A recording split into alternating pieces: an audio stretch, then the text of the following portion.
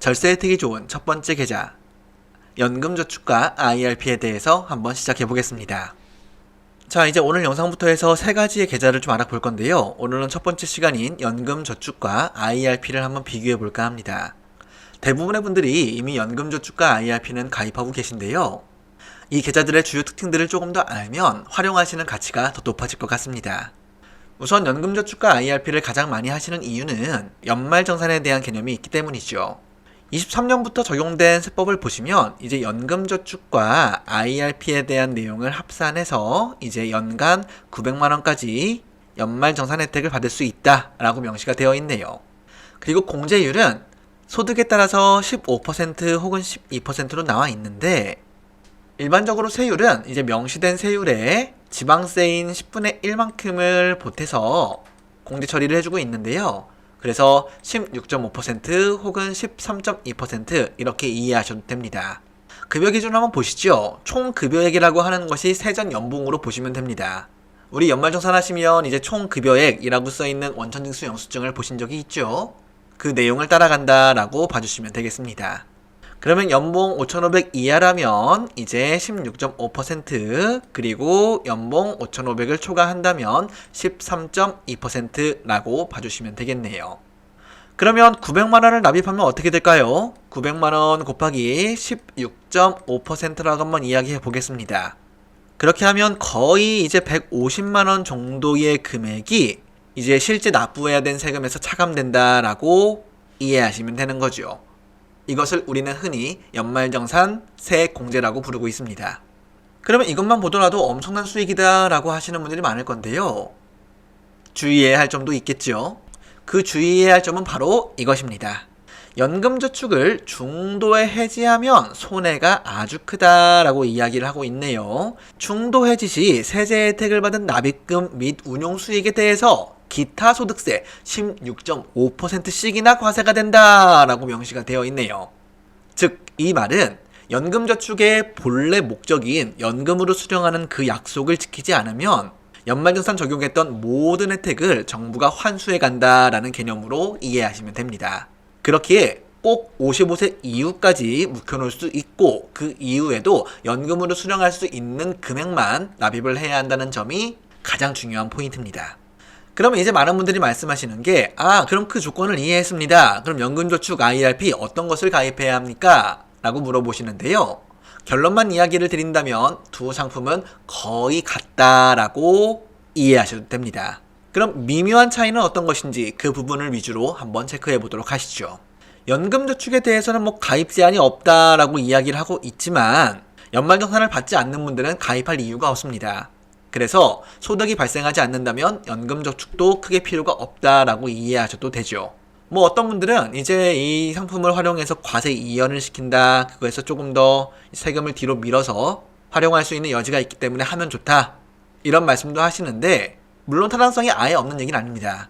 하지만 보다 효율적으로 활용할 수 있는 분들은 근로소득이나 사업소득이 발생하는 분이다라고 기억하시면 좋겠네요. 그럼 가장 큰 차이점 한번 보시죠. 연금저축 같은 경우에는 이제 증권사, 보험사, 은행에서 가입할 수 있었는데, 은행은 이제 신규 가입을 하지 않고 있습니다. 그럼 우리는 증권사 아니면 보험사에서 가입하는 것인데, 해당 내용은 이제 연금저축을 디테일하게 들어가는 것이다 보니까 상세하게 다룰 기회가 있을 겁니다. 오늘 다루는 내용은 연금저축을 증권사에서 가입한 연금저축 펀드, 이것과 이제 IRP에 대한 내용을 우리가 보는 것인데, 연금저축은 쉽게 얘기해서 주식형을 100% 담을 수 있고요. 그리고 IRP 같은 경우는 주식형을 70%까지 담을 수 있습니다. 물론 요즘에 많이 가입하는 TDF 상품을 활용한다면 100%를 할 수 있기도 하지만, 제가 다루는 영상에서는 펀드 상품보다는 차라리 ETF 상품을 하자라는 이야기를 드릴 거기 때문에 IRP는 주식형 70%, 그리고 연금저축은 주식형 100%, 이 정도의 차이로 이해하시면 될 것 같습니다. 어떤 분은 이런 말씀을 하시는 분도 있습니다.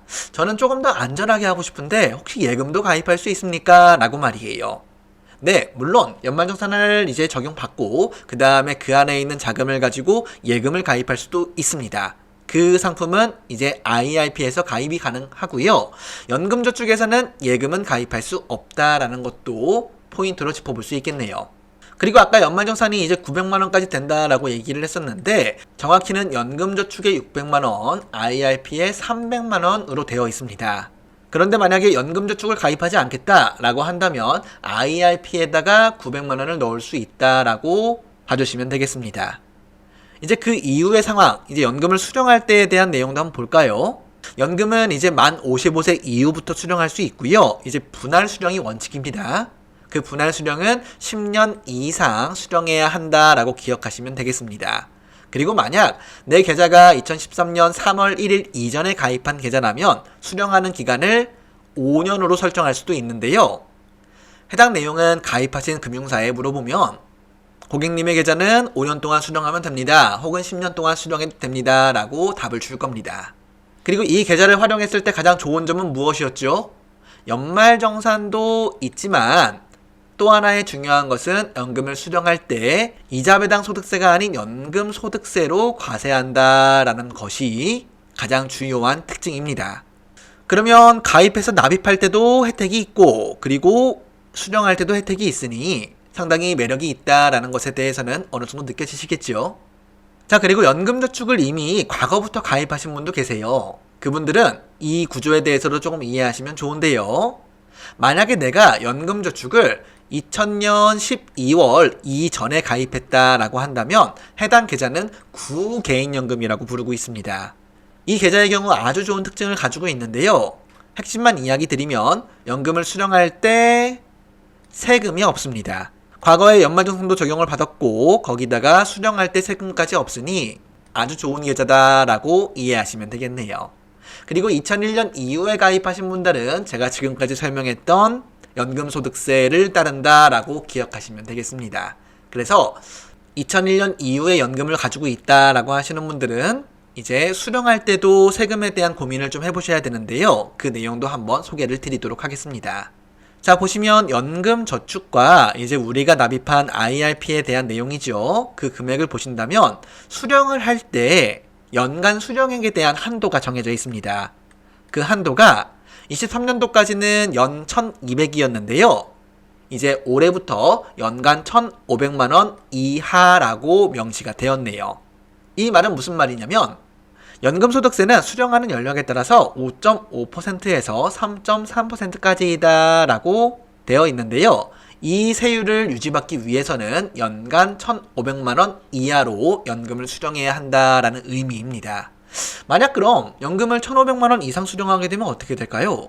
그때는 연금소득세가 아닌 종합소득세율이나 아니면 16.5%의 단일세율을 선택해서 과세 처리를 할 수 있습니다. 어찌되었건 5.5라고 이야기했던 것보다 훨씬 높아지는 것이 느껴지시죠? 그렇기 때문에 연말정산 적용되는 연금저축과 IRP 같은 경우는 수령할 때에도 수령에 대한 금액을 우리가 꼭 설정해야 한다라고 기억하시면 좋겠습니다. 그럼 예시를 제가 좀 드려볼게요. 만약에 연금저축 계좌에 1억 원이 들어있다라고 가정해 보겠습니다. 그런데 해당 계좌를 2013년 이전에 가입한 계좌여가지고 금융사에 물어봤더니 이렇게 답을 하네요. 네, 고객님의 계좌는 5년 동안 수령하시면 됩니다 라고 답을 할 거예요. 그러면 어떻게 할까요? 1억 원이 있으니 5년 동안 수령하면 매년 2천만 원씩 수령할 수 있겠구나 라고 생각하고 수령을 하시겠죠?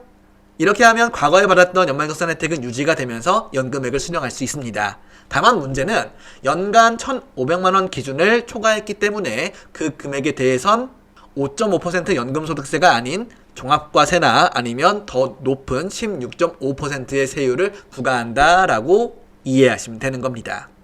이렇게 연금저축과 IRP에 대한 설명이 어느 정도 정리가 되었네요. 연금을 납입할 때부터 연금을 수령할 때까지 지켜야 될 내용들이 참 많죠. 근데 이 내용들만 잘 지킬 수 있다면 직장인과 개인사업자가 하기에는 정말 좋은 금융상품이다라고 기억하시면 좋겠습니다. 그리고 많은 분들이 놓치는 것 중에 한 가지가 연금을 납입해서 연말정산 받았으니까 이제 끝났어 라고 하시는 분들이 많은데요. 계좌 안에 들어있는 자금도 적절하게 제대로 잘 운영하는 것이 상당히 중요하다라는 것도 저는 강조를 하고 있습니다. 이 내용은 계좌에 대한 설명 3가지를 모두 끝내고 연금을 운영하는 전략과 운영 수익률에 따른 연금액의 차이에 대해서도 영상으로 보여드리도록 하겠습니다. 감사합니다.